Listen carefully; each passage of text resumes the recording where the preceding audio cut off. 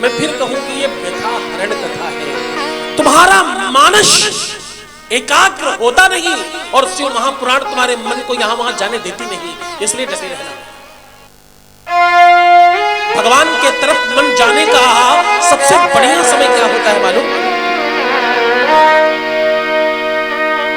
हमारे रामानंदियों में एक संत थे, वो कहा करते कि भगवान भय से मिलता है, इसीलिए उनकी स्तुति में भय प्रकट कृपाला बोलते हैं। हाँ? वो कहते हैं भय प्रकट कृपाला, भय से उत्पन्न हुए कृपाल, ऐसे बोलते हैं। यद्यपि ये मखौल है, लेकिन उसके बावजूद ये बात समझने का प्रयास करो, परमात्मा भय से ही आपको मिलता है। जितना ज्यादा भय, जितना ज्यादा संकट और जितनी ज्यादा मुसीबत, तुम उतने बड़े भक्त। भक्ति का सबसे बड़ा काल भय में मिलता है। जब तुम भयभीत होते हो, जब तुम परेशान होते हो, तो भगवान को ज्यादा याद करते हो। उदाहरण बताऊं, जब तुम चलते चलते तुम्हें ठोकर लग जाए तो तुम्हारे मुंह से क्या निकलता है? ओह माय गॉड, हे भगवान, पैर टूट गया क्या? जितना भारी संकट भगवान उतना ज्यादा आसान आपके लिए। जितना प्रबल संकट होगा आपके ऊपर, भगवान तुम्हें उतना ज्यादा याद आएगा।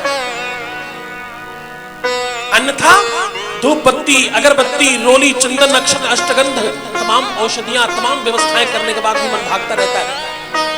अच्छा गाड़ी है, ये उठ के जा रही है, बड़ी अच्छी बात है। ये क्या हुआ? बहुत बढ़िया, बहुत अच्छा चल रहा है। ये क्या हो रहा है? ये हमारी प्रवृत्ति है। तमाम व्यवस्थाओं के बाद भी मन एकाग्र नहीं हो पाता।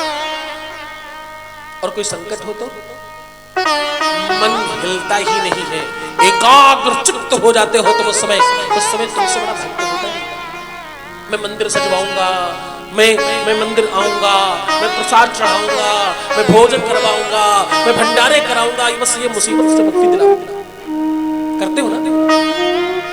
ये संकट भारी आया तो भगवान को याद करो।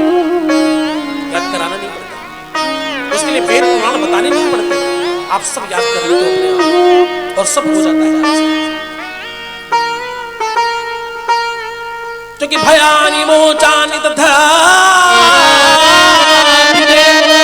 परमात्मा भी, ईश्वर भी जब परेशान होते हैं तो वो अपने ऊपर अपने श्रेष्ठ भगवान की तरफ भाग कर जाते हैं।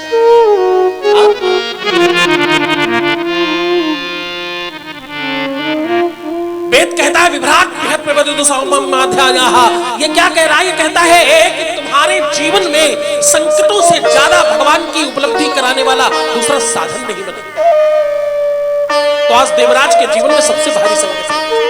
क्यों? क्योंकि वो बहुत बीमार है, खूब बुखार से तप रहा है और उसको ये मालूम पड़ गया कि अब मेरा बचना मुश्किल है। एक बात कहूं,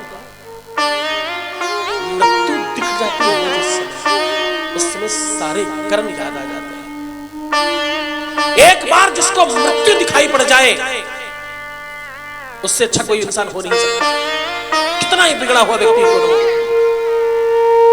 एक पापी एक बार किसी भगवान को मानने की नौटंकी करता हुआ किसी संत के घर पहुंच गया।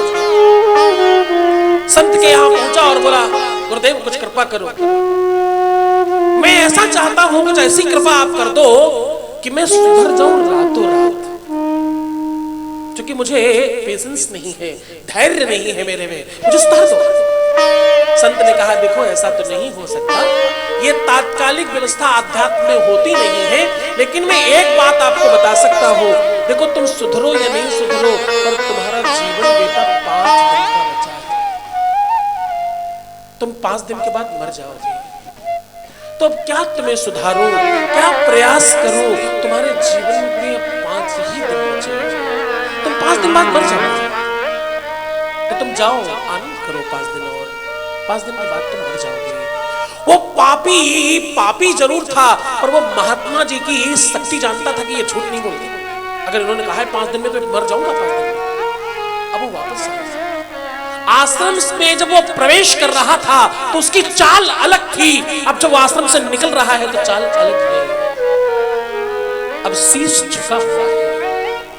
तो बोले आईदा नहीं प्रीतियां नहीं,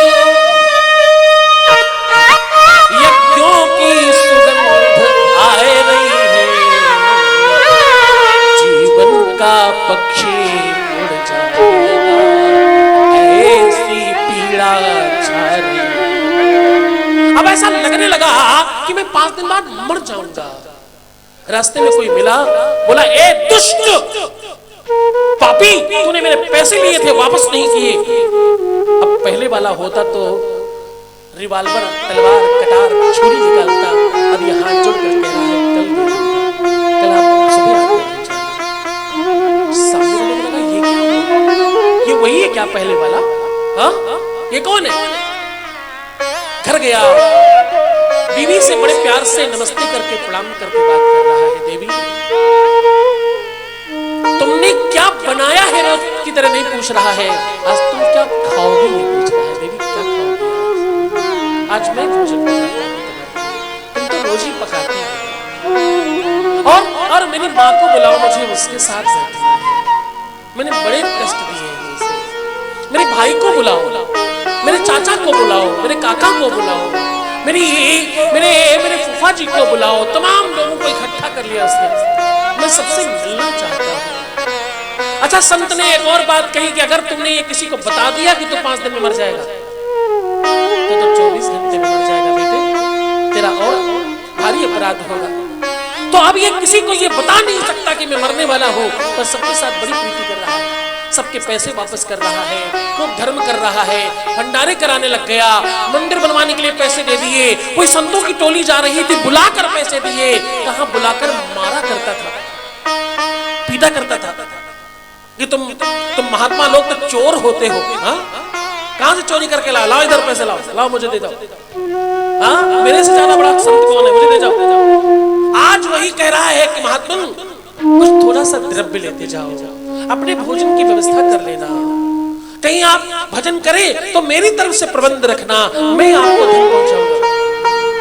ये बदल गया। 1 दिन हुआ, 2 दिन हुआ, गंगा स्नान करने जाने लगा, मठों में जाने लगा, मंदिरों में जाने लगा, बेटियों के प्रति बड़ा संवेदनशील हो गया, पूरे परिवार को बड़ा स्नेह और प्रेम करने लग गया। सब बड़ी बड़ी विधियां, बड़ी बड़ी परंपरागत व्यवस्थाओं को न बताकर आपने कैसी कृपा करी है गुरुदेव। बाहर संत, बाहर कृपा निधान, पूरी दुनिया को छोड़कर बैठे हो, उसके बावजूद इतनी कृपा करना है तुम्हारे।